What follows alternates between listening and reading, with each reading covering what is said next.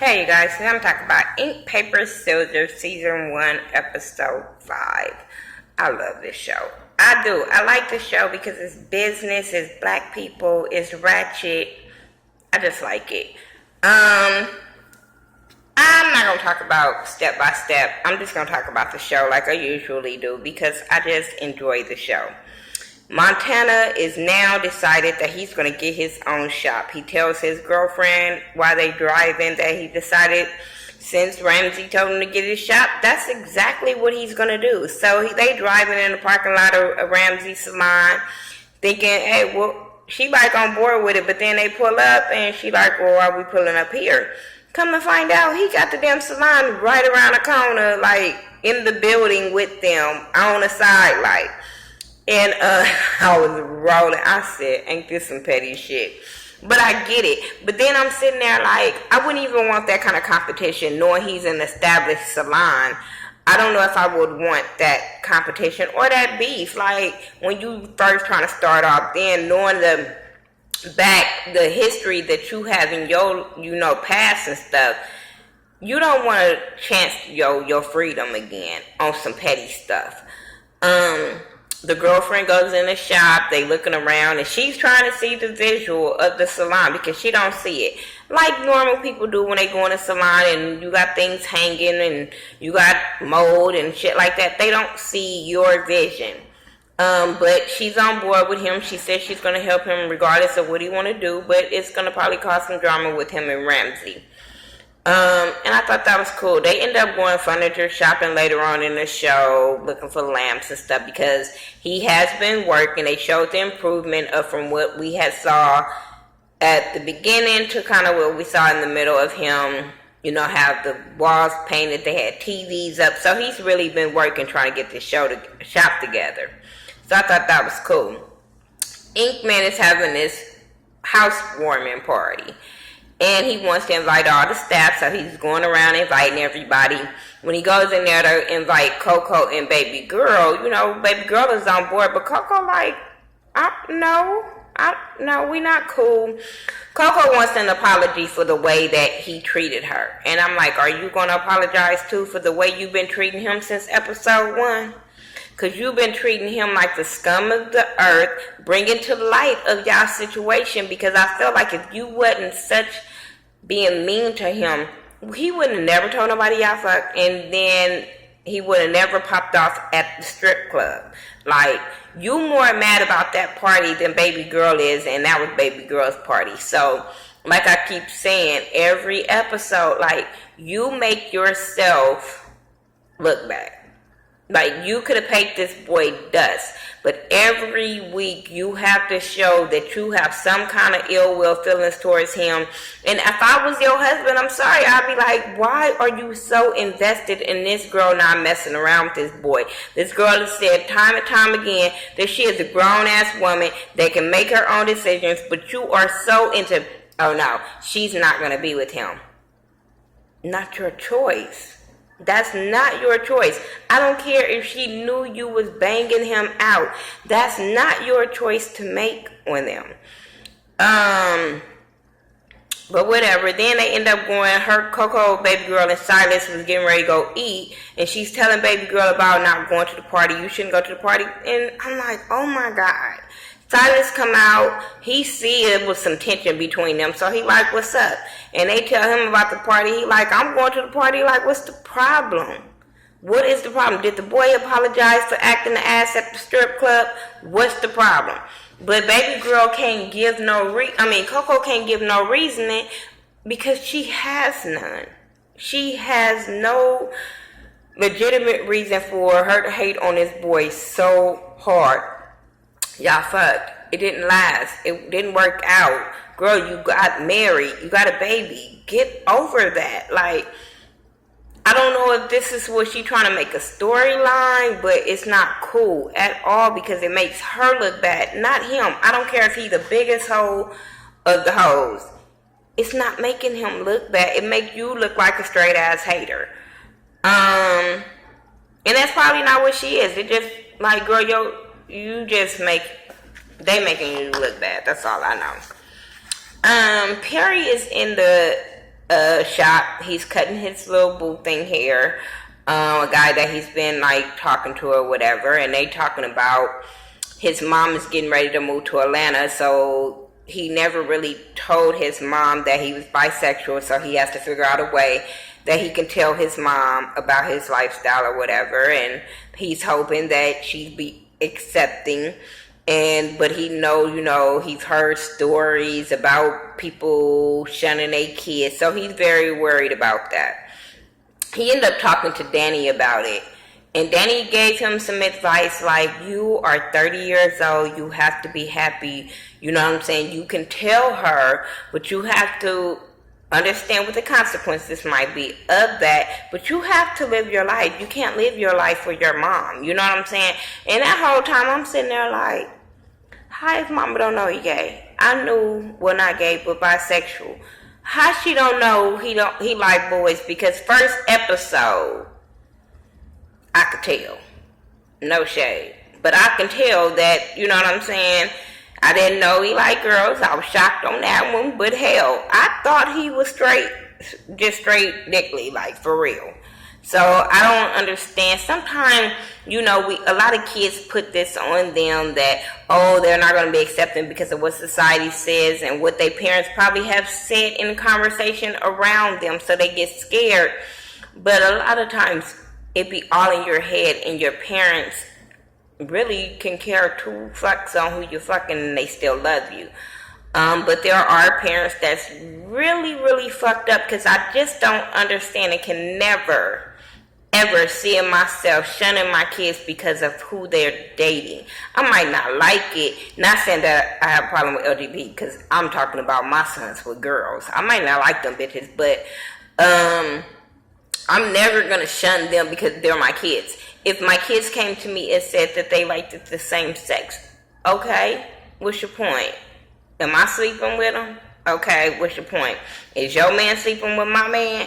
What's your point? That's how I would take it to my kids. Like, I don't care who you sleeping with. Long as that motherfucker ain't putting hands on you or doing some shit to your kids, I care less of who's sleeping with who. And but it's a lot of parents that's just not like that. And then I hate it when parents, because he talked to his mom about it, and I hate when people just, the Bible said it's an abomination, and the Bible also tell you not to hate people and judge people and all that, but you do. The Bible tell you not to lie, but you do. Like, don't throw stuff at me when you do sinful shit too. Like, fuck that. So I was glad that he kept on telling his mama that, no, like, don't even do it. Like, I just want to be accepted. And she never said she accepted his lifestyle, but she did say she would accept him because she's his mom. And that's how it works. When it's your child, it's unconditional love. And I'm glad that happened the way that it happened for him, because I really like Perry. I really like him. I think he a cool cat. I think he cut hair real good. He not with the drama shit, but he is with the drama shit. He say, yeah, no, because with the drama shit that he don't like is the shit in the shop. The shit that he started wasn't in the shop. He took that bitch to the strip club. But, yeah, I like Perry, and I'm glad it worked out for him. Silas so messy ass. Silas is messy as fuck, but I like him. I swear, I've grown to like him. At first, I was like, he bad for business. I still think he bad for business. But I think he funny as hell. I think he the life of the party. I think he'll have some shit turned up. I'll go out with him like it ain't no other. But work with him, messy as hell. He tells Ramsey that Montana hasn't been at the shop. And he ain't picked up the booth rent and all this kind of stuff. So Ramsey like, what the fuck is going on? That he ain't doing his job. He's supposed to be doing his job, because Ramsey had just came back from vacation. And he's telling him all this stuff about Montana. So Ramsey feeling some kind of way. And then the little motherfucker, after Ramsey collects all the rent from everybody, then Silas goes, when Montana comes and collect the rent, they have poor communication skills between owners. Poor communication skills. But Silas tells him, oh, Ramsey picked up the rent already. I said, well, won't you tell him why he picked up the rent? Tell him that part. Tell him you was messy as hell and said that Montana ain't been around. He ain't even picked up the booth rent. He would never even knew. You know what I'm saying? So Silas, tell him that you was being messy as shit and you started that shit between them two. So then they end up talking and they end up being mad at each other once a fucking again. And at the end, that's when Montana tells him about how he got his own shop. Like, this is what you wanted, that's what you told me to do, that's what I did. And Ramsey is butthurt about it and talk about, I'll see you in court. I'm like, for what? Why? What are you going to take him to court for? He's still doing his job because he said he still will do his job at Ramsey's salon because he's 50% owner. So what are you going to do? Try to buy him out? What are you going to do? Because I don't understand that situation. Then let's talk about K-Boss. K-Boss goes to Dr. Jackie with her best friend. Before they go there, they have a talk about K-Boss's boyfriend being in Atlanta and still having called, came to see her, checked on her, knowing she pregnant. He ain't been doing what he have to do. So they having a little problem. So her best friend, I mean not best friend, but her good girlfriend that she first had it as a client, but then they start being real good friends, which I do with my nail tech KK, so I understand that situation. But the friend was telling her how she would be there for her and she would go with her to her ultrasound because she shouldn't be stressed, shouldn't be going through this by herself, which is true. Girl, count your losses with that baby daddy. Don't even fucking forgive him. Fuck that. This is the time that he needs to be there for you. You could be stressed out. Anything can happen with your pregnancy, and this is what he put you through. I hate for girls to go back to dudes. Oh, now the baby born, he gonna act right. If he didn't act right through the baby being in your stomach, he gonna act the ass once you have the baby. Just saying. And you can't be surprised because you took him back when he already showed you who he was. So I hope she don't take him back. She goes to Dr. Jackie. You know Dr. Jackie is the Atlanta doctor. I guess nobody like Dr. Simone because Dr. Jackie is everybody damn OBGYN up in Atlanta. But they go and they have the baby, and she talked about how if she wanted to have sex, would it hurt the baby? Would it be hard to push the baby out if she don't have sex and all that kind of stuff? And Dr. Jackie gave her advice, but Dr. Jackie told her, if you thinking about doing something and it ain't with the baby daddy, please strap up. And she said, okay, so that was cool. But Dr. Jackie wanted her to talk to the boyfriend and see would he be in the baby's life through the pregnancy. And when they tried to call him, because she had her homegirl call, this is why I say you bet not go back with him. He not answering K-Boss's calls, but when the friend calls his phone, he answers. And when he hear K-Boss's voice, he hangs up. You bet not go to that sorry motherfucker. You bet not go back to him. I don't give a fuck if he came with 50 million bouquets of Benz and the keys to a house. He showed you who he was. Believe him. I wish you the best with your baby though, because I think this is fucked up to even have to go through this and play this out on television, but it's reality, it's what happens with females. Inkman's party. Yeah, Inkman's party. Everybody there. Everybody named mama there. People he don't know there. One thing I did like that he was like, bitch, y'all gotta take y'all shoes off or your shirts off to get in my house. And all of them decided to take their shoes off. But he had an okay turnout, ratchet, something I would have loved to have been there for. I'm just saying. Everybody was there. Danni was there. Perry, Shelly, Gucci, baby girl, Coco, Silas. Ramsey didn't come while he lied, told him he was coming. But everybody there, they having fun. He takes baby girl upstairs and all hell breaks loose of him just trying to show her around. He trying to impress her, but it is nobody's business if they smash each other or not. Like, oh my God. So he take her up there, he showing her his sex room. You need work on that, boo-boo. Work. But you know, it's some ratchet bitches don't give a fuck if it's an air mattress on the thing. I'm just saying. Tara from Love and Hip Hop. I'm just saying. Some bitches don't care about air mattresses. But yeah, he had a nice ass house. He had a really, really nice house. Bobby Valentino was there because he's always on reality TV, especially if it has something to do in Atlanta. I don't know why he just don't audition to be on one of these shows.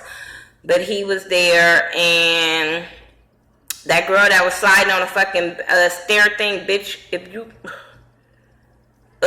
no home training. None whatsoever ever. Inkman got so pissed off, he ended up putting everybody out of his house because people was walking around with their shoes on, cups everywhere. People just being really disrespectful and not realizing they ain't in our people kind of hood. Bitch, you are in the suburbs where they have people with jobs and good homes and care about their lawns and shit like that, and y'all come with y'all ratchet ass shit and falling all over. The bitch couldn't even stand up when she walked outside. I said, this is some trash if you ever saw it. But yeah, that's all that really happened on Ink Pepper Scissors. It was a good episode. I thought it was funny at certain parts, especially with Silas as dancing and taking shots off of girls. And I thought that seemed like it was a fun party to me. But yeah, it was a really good show. Thank you once again to Coco and Danni for retweeting my reviews and liking my reviews and stuff like that. I really, really appreciate it. If you saw this episode, make sure you comment. Tell me what you thought about it, who you liked this episode, didn't like. I'm rooting for Montana and his thing. I just thought it was a badass move to move right around the corner and you not established as a salon person. And I seen that Danni has her own studio too, because she was hiring recently. She was just here for the Soul Train Awards this weekend. But she's hiring for her salon, so I think it's Danni's Studio by Danni or something like that. But, yeah, so I guess everybody leaving Ramsey old bad business ass. I'm just saying. But that's all I have, you guys. Tell me what you think. Follow me on all social media sites by Thaghettoview, THA, not THE. And I will talk to y'all in the next video. Peace.